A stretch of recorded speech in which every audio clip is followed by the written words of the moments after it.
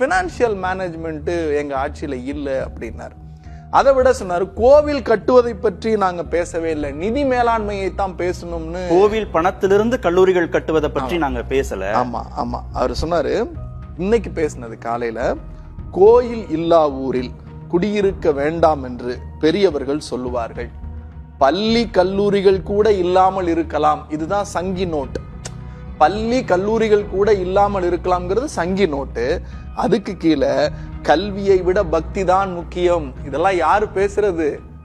முருகன் பேசல, அண்ணாமலை பேசல, ஹெச் ராஜா பேசல, மரியாதைக்குரிய அண்ணா திமுகவினுடைய தலைவர் எடப்பாடி பழனிசாமி பேசுறத உள்ளபடியே ஒரு அதிமுக தொண்டர் யாராவது கண்ணாடி முன்னாடி நின்னாங்கன்னா ரொம்ப வருத்தப்படுவாங்க. சத்தியம், நான் ரொம்ப என்னதான் இருந்தாலும் தாய் கழகத்திலிருந்து போனவங்கிற பரிதாப பார்வையோடு உங்களிடத்துல பேசுகிறேன். ரெண்டாவது அவர் சொன்னது, அறநிலையத்துறைக்கு வேலை கோயில் கட்டுறது தான், பள்ளி கல்லூரி கட்டுறது இல்லை அப்படின்னார்.